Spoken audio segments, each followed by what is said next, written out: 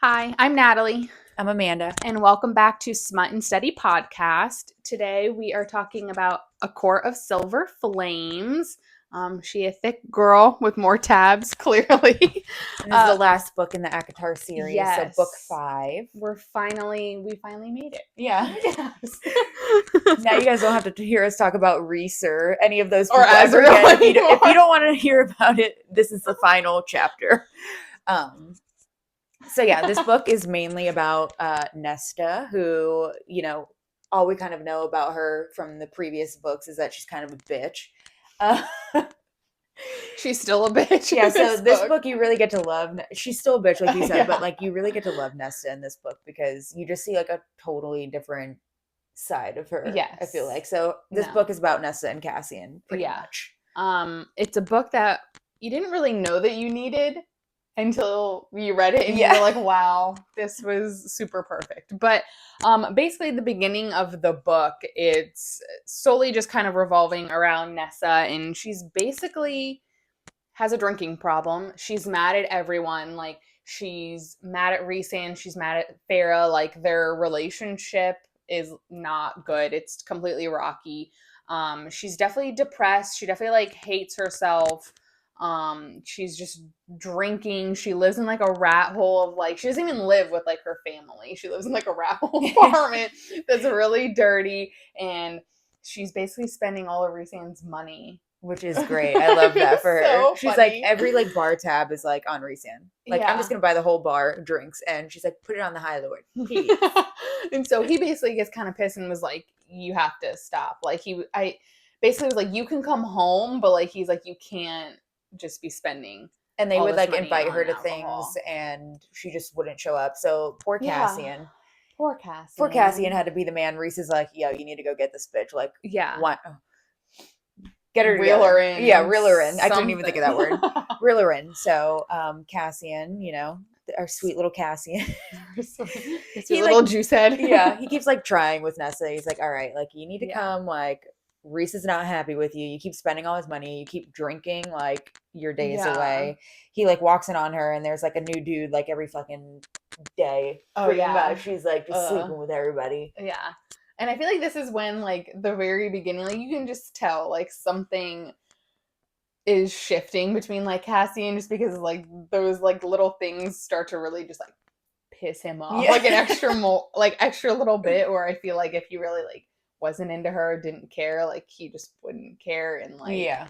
he's just, like, gets extra angry that there's, like, a new person in her bed, like, every night. And, like, basically just kind of like, I think what we all want, like, he just knows she's so much better than like the way she's acting, and he's just like, this is not you, like, you are way better than this, and you need to start acting like it. So yeah, really shows because I feel like at some point Reese is just like so ready to give up on Nessa. Oh, He's yeah, like, I could yeah. care less if she pretty much rots in the little shithole that she's living in. Right. And like Farah, obviously, I kind of think Farah is like over it too. Like, she's over it, but like she wouldn't do that to like her sisters. So they kind of were like, okay, Cassian, go you get have to her go. Yeah. and trap her in the House of Wind. Cassian's like, I'm gonna try my best. Finally get her up to the House of Wind. They're like, okay, Yeah. all these rules, like you have to go to work. So now she's working at the Yeah. library in the House of Wind. She really likes it. And That is then when we start to see her actually kind of give a shit about Yeah. something. Like, this would get a tidbit of like a care in the world from her, I feel like. And I also love how they're like, no more drinking, and she's like, oh my god, F my life. So like this whole time in the House of Wind, there's like 10,000 steps to get up to this bitch. Yeah. And she's like, I hate this. This is like a prison, pretty much. Yeah. And she just tries. She's like, I'm gonna go down the stairs. And like every like time she tries to escape, she only makes Yeah. it like down so many steps. Yeah.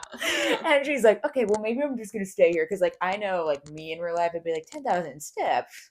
Yeah. Like, what? Looks like I'm living up here for the rest of my life. Yeah. I think they make it like a chat. Like, wasn't it like a conversation between her and Cassian where it was basically like, yeah, if you can make it down, like, You're free. then you're like free, but like you just knew that she wasn't gonna make it, so it was a very easy and like to think about it too, like she did way more than 10,000 steps because it's like she would go down like 1,000 steps and then she would like have to go back up. So then it's like 2,000 steps right there. And I'm like, girl, you working extra hard. Like just make the way down. But yeah. I also like how like the house was like one with her, kind of Oh like how yeah, like yeah. she would like say something and then like a book would like randomly like pop up like Yeah, I next to like her. responded to her. And I'm like, see, Yeah. so like you don't really have to leave. Like the house just gets you whatever you want. Like, Yeah. and I don't know what it is with like all these Fae character liking like sweets. Like I feel like that's Oh everybody's yeah. like weakness in like these books that I read. Like oh yeah, like dessert sounds really good, or Yeah, I don't like know. they always just want like chocolate cake or like cookies. I like is chocolate like not a thing in Thing. their world? Yeah. Because Maybe it's more of like a delicacy, sort of like probably. I don't know.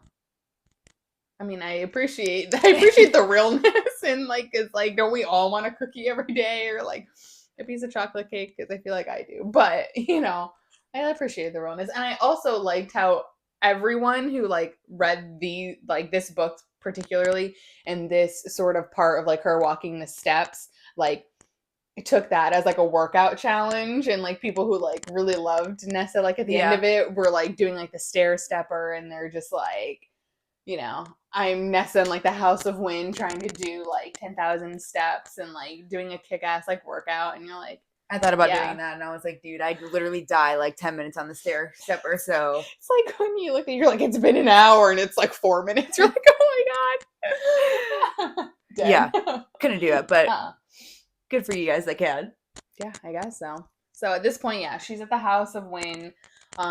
Cassian is still trying to. It's more like a tough love, I feel like, situation like at this moment between like her and Cassian. Yeah. I definitely feel like she still has the wall of like, I hate you. You're such, Yeah, you like guys are so annoying. Like she's too cool for school here. Yeah, she's too cool for school. But then fast forward a little bit, like we did for these previous book guys, like this book is huge. We're not going into all We're not the outlining details. everything. Yeah, we're just, summarizing it very, very lightly. But, the whole, like, fast forward a little bit to the whole, like, Valkyrie, like, where she starts training and then, like, she almost takes, like, the other two girls who also, like, consider themselves weak or just kind of, like, put their head down. Like, she convinces them to, like, train and be strong and, like, I really like that because again, you see like another little portion of like Azrael. No. yes. But no, I was gonna say a little portion of like Nessa actually giving a shit and like, being like, hey, like you don't have to be like weak, like you can be strong. Like let's, like you've had like a traumatic past and been like through some stuff but like you can like be strong and like I really enjoyed that and Cassian did show up for the Valkyrie training so yes I did enjoy that I also laughed too because it was literally like Nesta when she first started training with him she's like oh my god this is like the worst like I don't want to do this like she was being a total bitch like this is like true like enemies to lovers because she played so hard to get and like I don't even think it was actually like hard to get because I think she truly actually hated them like, so it was like hard to get in a weird way like as the book went on obviously it got to like more realistic hard to get like oh like I still kind of hate you but I really like you because like I laughed during like the fight scenes where she'd be like oh and his muscles were like glistening and like like and she'd be like oh never mind like she'd check him out and then she'd be like no and you're like Nessa's getting some feelings over her. I love it. He's got a sweaty man. But like I liked Nessa's like arc because it kind of is like, there's portions of the book where it's like, oh, you're in this fairyland and everything's like always happy and blah blah blah. Everything's like always going right. And like for her, it like literally started out like she's just like someone who like had a big change in her life that like, it made her depressed and like very like hateful towards the world. And then like the more and more she got to like know everybody, she kind of like opened up and I don't know, to me that was like more realistic. Oh yeah. Instead of just being like, I went into the cauldron and now I'm a fairy. It's just like, my life is great. That would be us going through the cauldron. We'd be like, oh, I love this. Yeah. No, I agree. It was definitely more real. I mean, Nessa's story was way more realistic than I feel like everyone else's because like the fact that like she had a drinking problem and all this stuff and she was just like depressed and in a very very like dark place and then she basically got a job and she basically started working out and then she started to feel better. Real life stuff. Real life stuff. Like she started to train and obviously like her training was way cooler than like just going to the gym. Yeah. But still in this sort of form, like she's basically just like getting out into the like the sun and just like working out. And then it's like cool too because it's like obviously there's the inner circle and all the other books, and you know Feyre fit like right into the inner circle, and like for Nesta and Elaine it was super hard for them because everything was just like a shock. Like Elaine's still like stuck in the human lands and Nesta's just pissed, and Nesta like finds like her own like people to like have as her inner circle, like Emery and Gwen or whatever that she met down in the library, and then Emery she met over in like the Illyrian workshop. So it's like she made like a bond with her people. Which like I thought was super cool because she's like, hey guys, like friends. I was super weak and pissed off in the beginning, and now I started training, and now I'm super strong. Like you guys should do it too. Like, you guys should be strong as well. No, I agree. I really liked that like soft little change that you could see like through Nesta a little bit, but I don't know how people come out of this book like not liking her. Like I feel like people still come out and they're just like, oh, like you know, she was like the end of this ungrateful book, and she was this and she was that, and you're like, did we read the same thing? But people have to think like a lot of people are ungrateful in life, like very ungrateful, you know. But everyone goes through that. Like no one's perfect, you know what I mean? Like everyone has their things. But anyways, okay, so moving on from like her training and everything, her, Cassian, and them are trying to find this mask that the queens are trying to get their hands on. We don't want the queens who are bad to get their hands on it. So that's a quick summary of that, basically. But they go to like this bog of Urid or whatever, and Nessa is kind of like, I think she wanders off or she's like left alone for a little bit, and she sees something glowing or Cassian whatever. left her in the tree. She was just ditched. He was like, stay. And I'm like, okay. You are such a golden retriever. Like, you know this bitch ain't staying. Because she's a black cat. It's so stupid. And you're like, it was like a big eye roll. I was like, okay, yeah, she's going to stay, sure. But anyway, she sees something glowing. She goes down there. Anyway, she discovers the mask. But basically, she's like fighting, what's the creature's called? A kelpie. Oh, kelpies. Like drags her under the water. And she's basically fighting for her life. And, you know, she'd kind of known, like, you're not, like, everyone was like, don't put the mask on. Like, everyone told her, and she was like, I'm going to die. So let me just trying to put this mask on her or whatever. But the mask listens to her, and she emerges from the bog, like, wearing the mask. And it's, like, at that moment, and, like, Cassian them, like, realize, like, she is death. Like, Nesta is... She has, like, a whole army of, like, dead people. Yeah, like, she is death. Like, the mask listens to her. Like, she's able to take it off, and you're not supposed to be able to do that and everything. And so that was, like, a huge, like, pivotal moment where you were just like, okay, like, she's actually, like, the power she got from the cauldron, like, she's really death reincarnate. Like, she's really freaking powerful, and like she put up a fight in that cauldron and was like, I'm gonna give you death. Yeah, she took a piece of that cauldron. Like she did. She was like pointing like you. Yeah. Us describing it doesn't even sound like that badass, but like actually reading like that scene like is like iconic. Like that was like Nesta like most iconic scene. Yeah. You know, she like comes up and Cassian's like, what the fuck? You know, like what happened to my chick? Do you think he was like, I like her even more now? Yeah, of course like he was like, that's hot. Yeah, like I said, like total, like we talk about Cassian being total golden retriever energy, and like he's like, that's my owner. You know, like he's like, I don't care what happened. She came back. You know. I love how we make this giant, like, what is he, like 6 foot? He's like 6'4" or something. 6'4", 6. I don't know. He might even be taller than that, and we're just making him like he's a little golden retriever, little animal. I know, and it's funny too because like even when Nesta like got the other 2 girls to come like train, weren't they like kind of like apprehensive of training because of Cassian? And that's when like Azriel came up and like started like training with them, and I'm like, yeah, get it, Azriel. See, like Azriel comes up and the 2 other girls are like, I'll train them. We like the secretive one, you know, the quiet one.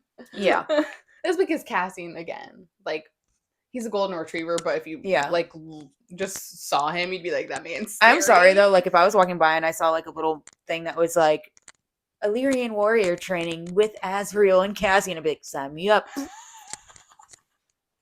I think that list would be so full. There'd be so many bitches. It would be so long. It'd be like when you're trying to get into a Pilates class and you're on like, the wait list. Like, you'd be like hoping somebody just drops out at the last second to get on in there. Yeah. You're like, please let it be my day. Yeah. If only that was a real thing. But like anyways. Even like moving forward, like obviously this book's a lot about Nestian. Oh my gosh. Well, that could be like a cute little name for them. Anyway. I like it. Rhysand at this point, like obviously the last book we talked about how Feyre like told Rhysand one of the gifts was that she wanted to be like a mom. Yeah. To like give him a baby or whatever. So in this book, Feyre is pregnant. They like go on to the winter solstice in the Court of Nightmares. They like pretty much announce that she's pregnant. And like Rhys, you see a whole different side of Rhys in this book. You know, like it was like he already loved and protected her, but as soon as he realized like she was with child, it was like a new form. Like he was like shielding her from everyone, like that invisible shield, so like no one else could sense that like she was pregnant, because like he didn't want people to know. But then it was also like the secretive side of just like knowing that like she could be in danger from this baby, and like keeping that from her. And like how he was like super stressed out, and like finally like his people were like, what's going on with you? And then he finally is like and like the sad part was that he was being so protective, he didn't want to tell Feyre that pretty much like anybody who's not Illyrian who gives birth to children who have wings, they pretty much die. So like he kept this secret from her because he didn't want to scare her. And then Nesta finds out because Cassian ends up telling Nesta pretty much. And Nesta ends up telling Feyre. And then that's when Rhys like totally turned and he's like, Cassian, if you don't take Nesta away from here, like I'm gonna kill her. Like, he was so pissed off. But like that was a rough scene. Reading reviews though too, like people like hated Rhys for that. I feel like in this book, because they were just like, oh, like he was such like just being like a dick like to everybody. But I'm like, he was like protecting like his mate or whatever. Plus you think about it though, like I feel like when you're like in that much power, like everybody knows Rhys is the High Lord, and so like you have a lot of enemies when you have like that much power. So like that's like, why would you want and like if you think about like mafia stuff, like they go after the family because that's like the best way to get to like that person, you know? So like he's not wrong. No. I mean, he should have told Feyre, but like I think I was more just like shocked, and this is just me being a dumb reader and just being like la la la. Like I think I was just like shocked at like it was like twists, like plot twists, like left and right. It was like, oh, she's pregnant. Oh shit, she going down. Oh my god, he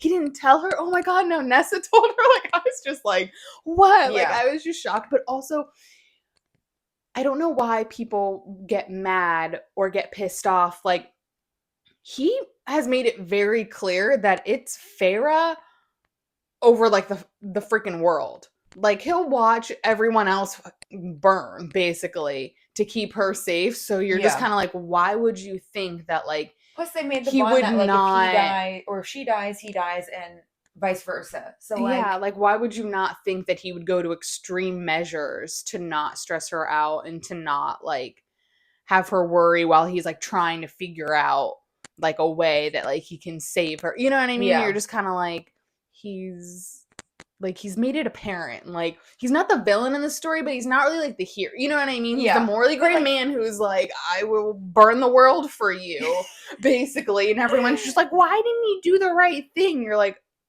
what? Like, okay. He made one mistake, ladies. One mistake. He's 500 years old. That's really good. I know. But, okay, I feel like me and you always get on, like, tangents. Like, we, like, bring one thing up.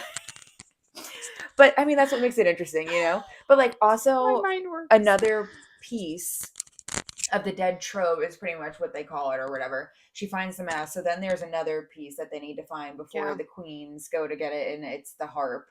And pretty much they have the sense that the harp is in the prison. And the harp apparently could like move time. I don't know. To me, that was like kind of confusing because I'm like, there's so many pieces like in these books, you know, like I'm very confused. But anyway, they go to the prison. Nesta ends up getting the harp or whatever. Yeah. And that one guy that was in the prison, I can't even remember the name off the top of my head, but that was like Cassian's like biggest like rival. Like he had, fought that like that being, you know, and I don't. There's so many beings that like I just laugh because like Cassian was kind of scared of Braxis, and then there was like this other guy. I don't know why I can't think of his name. It started with an L, but and then he was scared of this guy. I'm like, Cassian, why are you're such this big man, and then you're scared of these like creatures, which like fair, but also fair because like they are creepy and like they're big. But anyway, they get the harp, so they have all the pieces. And that's the good thing, because we don't want the evil people to have the pieces, because they would have the pieces. Yeah, they would try to destroy everything. But going towards the end of the book, like I don't know how you felt towards the end of the book, but like I know I texted Natalie and I was like bawling my freaking eyes out. Like I had to stop reading because like I couldn't even read the pages because the end of the book was so sad, and there's a lot of stuff that ended up happening in this book, but I'm just skipping to this part because it goes along with like the harp, but like at this part, Feyre's giving birth. Yeah. And it's a bloody mess. It's a bloody mess. Rhys is like literally freaking out, whatever. Cassian and Azriel are having to hold Rhys back because Feyre's pretty much dying. There's blood everywhere. And Nesta being gives me chills. I know. Dude, that part literally like I think that's the most I cried like in a book, to be honest. Like it was so sad. It was so heartbreaking. And like Nesta, you know, like she's like this person that's so like angry and blah blah blah all this stuff, and she takes the harp or whatever, and I don't know what she does with the freaking harp, but next thing we know, like Feyre's like alive again, and the baby comes out, and like totally fine. But like that whole she end just scene, like F's with time and shit, and like, whatever, and like basically like just absolutely saves Farrah's life. And the fact that like Rhys and her like hug, and he's just like, thank you, like so much. Like I owe you, like I can't even like it was so much. Like I swear, if you're gonna read this book, obviously you probably read this book if you're listening to us, but if you're gonna read this book, like that portion was just, that had to be the saddest like moment throughout all the books. I felt like it was so like heartwarming. It was just, there was just a lot going on, like, and it was just like up until this point now, like Rhys and Feyre basically like have like this happy life, like they're pregnant, blah, blah, blah, and then all of a sudden like she's dying, and like Rhys is losing his mind, his brothers are holding him back because he can't save her, and you're just like, I just read all of these books to fall in love with these people, and she's gonna die, and he is, I don't even, actually gonna torch the world. Like I can't, like I was sobbing. Because and then if she died, then he was gonna die. And I know Cassian and Azriel were like so distraught about like they're like, you can't do that. Like there is no way that like they could lose like both of you. It's just everyone was so distraught, and then Nesta was like, I'm gonna save her. And then Nesta actually apparently fixed like herself to where like if her and Cassian were to have kids, like she wouldn't go through the same thing that Feyre went through, which like I thought was like cute too, because I'm like, oh, like there's because she the little happy ending, you know? Like she at this point we know that like Cassian and Nesta are mates, and so it's like at that point you're just like, oh, like the very tough girl like changed herself so she can like have kids like with him, and you're like, hee. And like obviously so like cute. I said, like we skipped a whole like big portion of like the book, like obviously like the three girls get together, they like become like the Valkyrie or whatever, and they get put on the Illyrian mountain thing, and like only a few people survive that thing, including Azriel and Cassian. Anyway, long story short, Nesta and them survive it. We're not gonna bring you through that whole thing. Happy ending. But what we should talk about. But let's get to the juicy part. So like if you're like not into smut stuff, just stop listening. But you all are watching, so you are. The chemistry between Cassian and Nesta. It's so good. It was so good because like I said, it was so like playing hard to get, but like in a good way, to where like it teased you a little bit, and then it like and then when it finally caved in, you were like, Yes. And like perfect. I know like there was scenes like in the other books that were like super descriptive, but like I felt like this was so descriptive.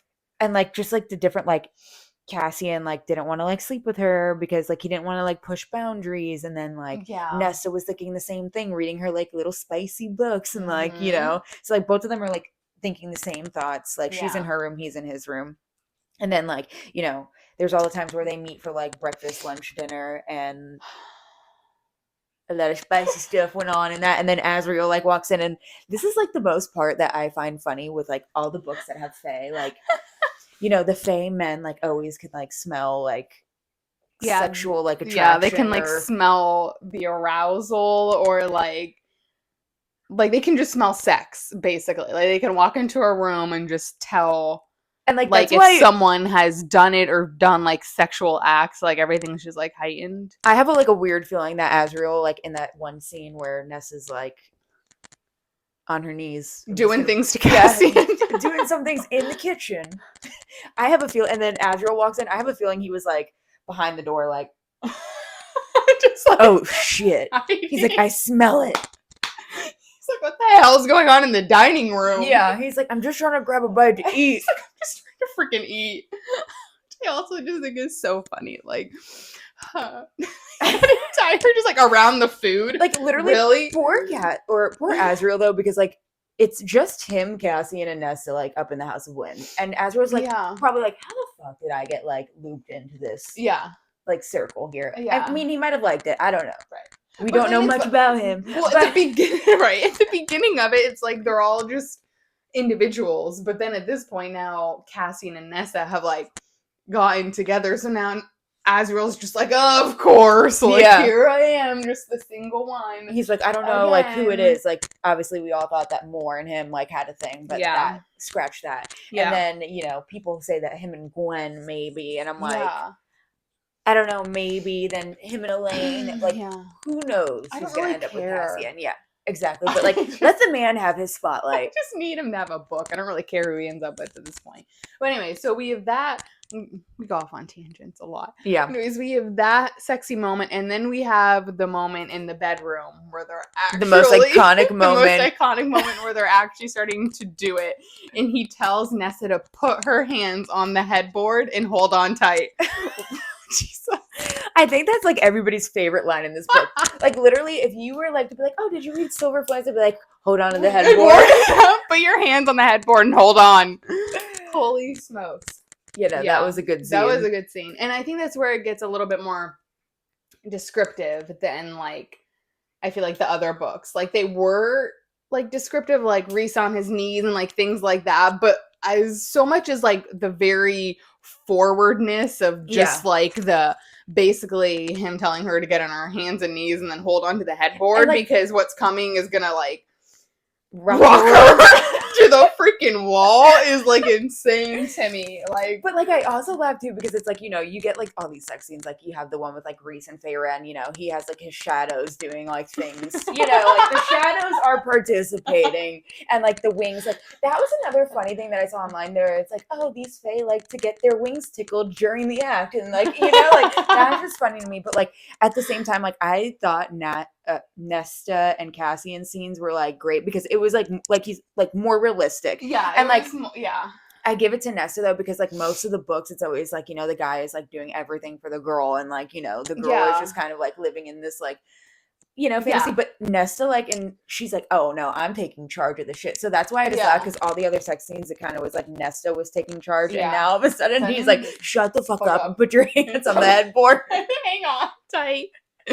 And then I love that part. And then you fast forward, it's like a page and a half of just straight nonsense going on, and then it's like the single line of basically like in between him thrusting, like leaning forward and just saying you're mine, and you're like, Jesus. And then next thing you know, whew. Yeah, it was just this book was.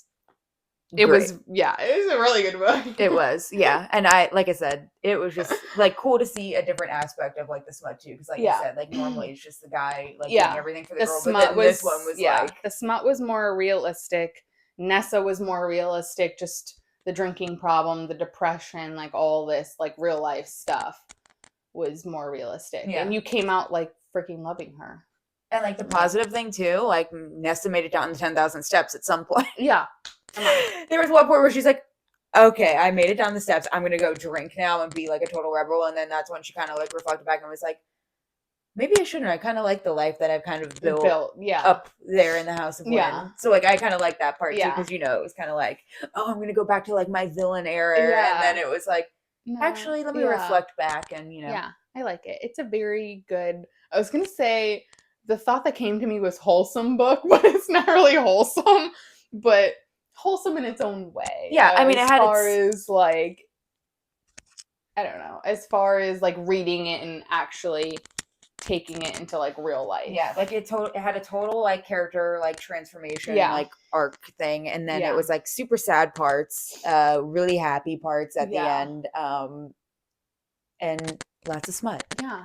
Which is what we love, so. But that about sums it up for this book, and like it's kind of sad to say that we're not going to be talking about this book anymore, or the series. Sarah J. Maas, shout out to you, because this series I think makes people love reading. Yes, Sarah like it's just J. Maas, so popular. Yeah. Again, I can't. Yeah, I mean, this Akatar series is like none other.